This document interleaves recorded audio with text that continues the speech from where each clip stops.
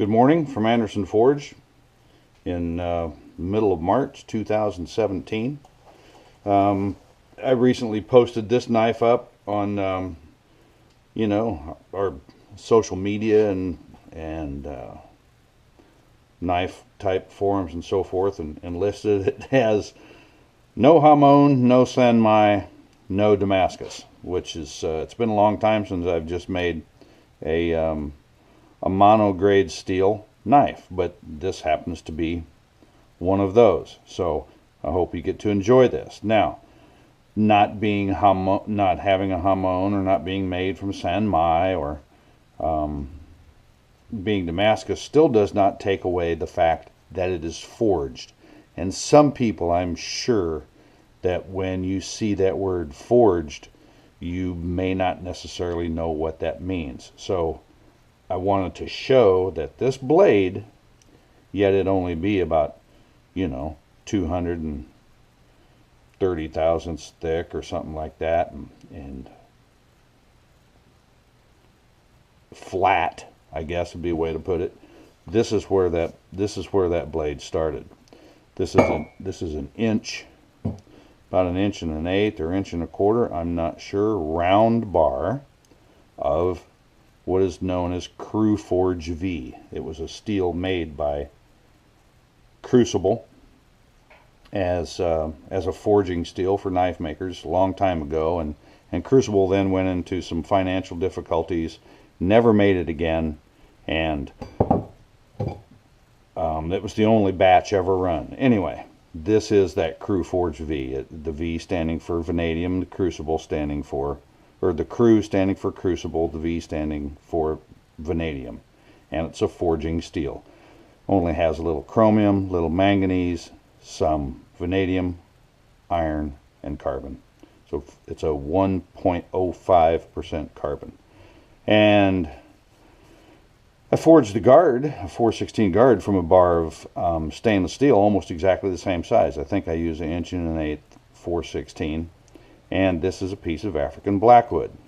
In the butt cat, of course, I make a takedown knife a lot of times, and this particular finial cover is made from a piece of Minnesota moose antler. I had a buddy that has the opportunity to collect a bunch of moose antlers in the Boundary Waters in Minnesota, and this was from that Minnesota moose. So I'm going to do a quick takedown for you.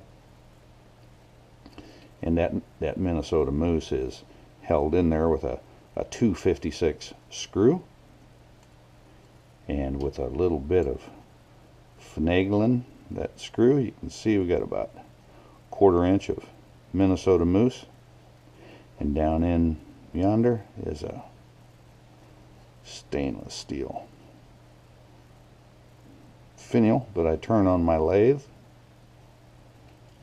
which allows us to take this beauty apart.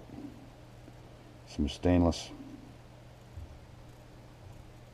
dowel pins hold it together, hold the handle to the, I want to point out, I mean, there's, if you can get a view of the fit and finish here, pretty tight, okay, yet comes off as easy as that. And this African Blackwood handle fits on there and is perfectly snug with no pins or no guard, anything. It's just locked into the tang of the knife. You can see how snug she is on there. Anyway, it's all a good fit. Tang is forged down when I do the blade and threaded for the finial. Right? I think it's threaded to fit. Yeah. Okay. And of course, I got a steel ring down in there that this shoulder on the finial sits on a steel ring. It's down there, so I'm steel to steel. And I'm just getting along here.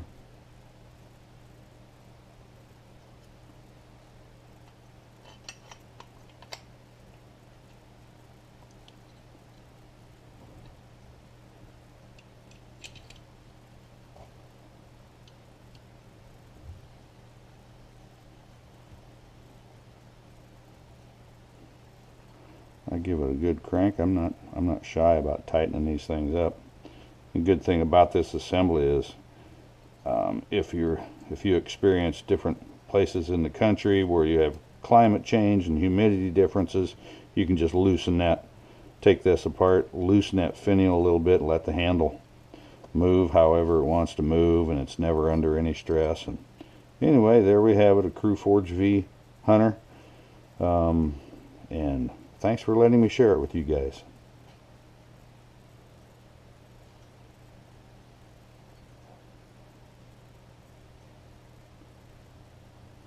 I round over the leading shoulder of my guard. It kind of helps it slide down into a sheath nice and smooth. Doesn't have a hard edge. Good looking knife. Guy that got this one wants a Damascus one just like it. Hope your flowers are blooming.